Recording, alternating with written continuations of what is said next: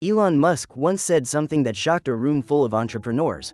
"I'd rather spend time with my thoughts than with most people." The room went silent.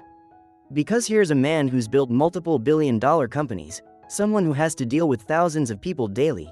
And he's saying solitude is more valuable than socializing. What does he know that most people don't? And why might ignoring this wisdom be quietly destroying your potential? Picture this. You're at a party. Music's playing, people are laughing, conversations flowing everywhere. You're smiling, nodding, saying all the right things. But inside, you feel completely invisible, like you're watching yourself from somewhere far away. Musk has talked about this feeling. Despite running Tesla, SpaceX, and multiple other ventures, despite being surrounded by brilliant people constantly, he's described experiencing profound loneliness in crowded rooms. But here's what he realized that most people miss.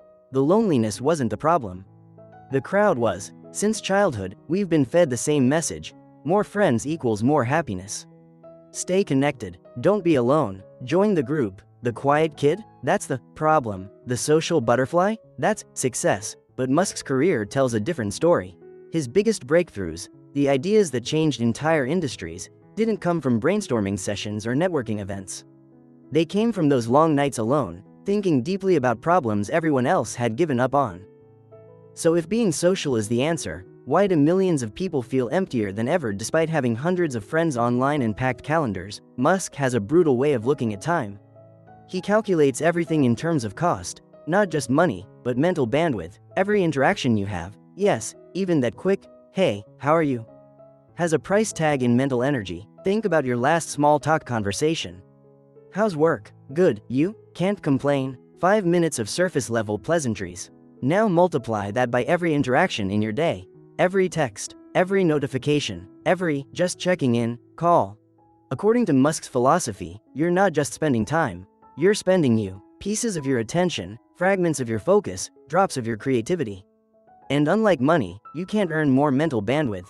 Once it's spent, it's gone. There's a reason Musk famously cut his meetings down to 30 minutes maximum and walks out if they're not productive. He's not being rude. He's protecting something most people don't even realize they're losing: the ability to think deeply. The philosopher Schopenhauer called this the porcupine's dilemma. Get too close, and you hurt each other. Stay too far, and you freeze. Musk seems to have found a third option. Generate your own heat, because being alone means facing something terrifying: yourself. Let's run an experiment Musk might appreciate. He's known for first principles thinking, so let's apply it here. Tomorrow, you wake up and your phone is dead. Not just low battery, completely bricked. No texts, no social media, no calls. For 24 hours, you're completely unreachable. How do you feel? Relieved? Or panic? If you felt panic, Musk would say you're not alone. You're dependent, and dependency, in his view, is the opposite of innovation. There's a story about Musk during the early Tesla days. The company was hemorrhaging money, every meeting was a crisis, investors were panicking. Everyone wanted his attention, his decisions, his reassurance. His team expected him to be in constant communication mode. Instead, he'd disappear for hours. Lock himself in a room with a whiteboard. No phone, no interruptions. People thought he was avoiding the pressure. But he wasn't running from the crisis, he was solving it. Those hours of solitude produced the engineering breakthroughs and strategic pivots that saved the company. While everyone else was drowning in noise and panic, he was generating signal. This is what constant socializing does. It doesn't just drain you, it hooks you.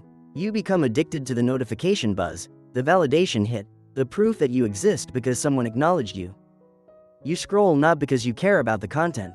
You scroll because sitting with your own thoughts feels like drowning. Musk has said that his most productive thinking happens in the shower or right before sleep. Why? Because those are the rare moments when external input stops and his mind can actually process. What happens when you finally step back? When you say no to that event you don't want to attend? When you turn off your phone and sit with yourself for 1 hour? At first, it's uncomfortable. Musk describes it as similar to the discomfort of a hard workout. Your mind races. You feel like you should be doing something, talking to someone, solving some problem, but then something shifts. Imagine muddy water in a glass. While it's being stirred, you can't see through it, but leave it still for even a few minutes, and the sediment settles. The water clears. Suddenly you can see all the way to the bottom. That's what Musk calls thinking from first principles, but you can't do it in a noisy mind. Ideas that were stuck suddenly flow. Problems you've been wrestling with for months suddenly have obvious solutions.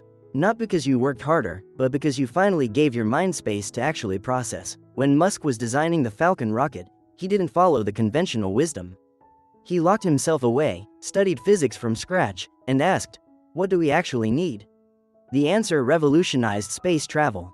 That only happens in solitude, never in a crowded room. Now, here's where people misunderstand Musk completely. They see him cutting meetings short, being blunt, spending time alone, and think, he hates people.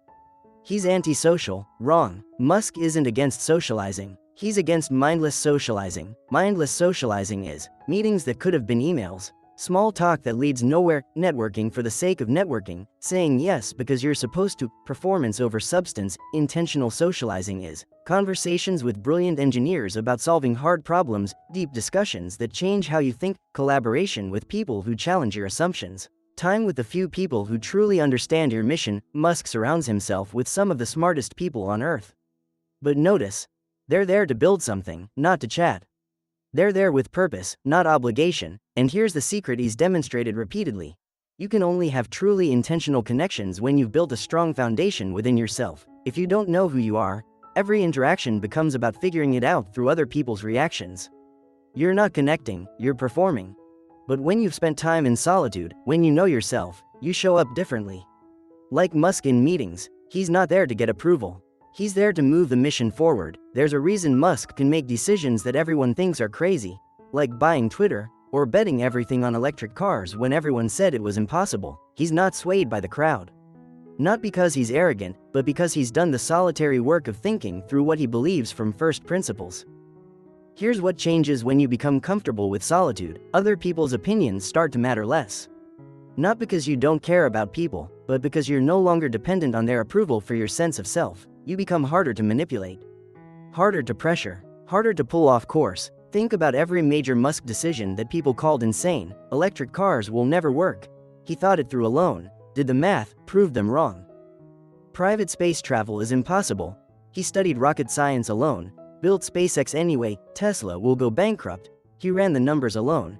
Found the path forward. The crowd is almost always wrong about breakthrough ideas. Because breakthrough ideas require deep, solitary thinking that crowds can't do, and here's the paradox Musk embodies. The more comfortable you become with being alone, the better your collaborations become. Because you're no longer using people to fill a void, you're bringing a complete person to the table, someone who's thought deeply, who knows what they believe, who has something real to contribute. Musk has a principle he applies to everything. Does this add to the mission or distract from it? Apply that to your social life. Every interaction, every event, every chat, does this add depth to my life, or just fill time? Am I connecting, or just performing? Am I here because I want to be, or because I'm afraid to be alone? The honest answers might shock you. We live in a world that measures success by how many friends you have, how many likes you get, how busy your calendar is. But Musk's success came from doing the opposite. From saying no to almost everything so he could say yes to the few things that matter. From protecting his solitude like it's his most valuable resource.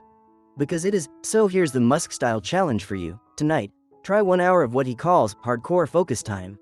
No phone, no TV, no distractions, no people, just you and a problem you've been trying to solve, or a question you've been avoiding. Sit with the discomfort.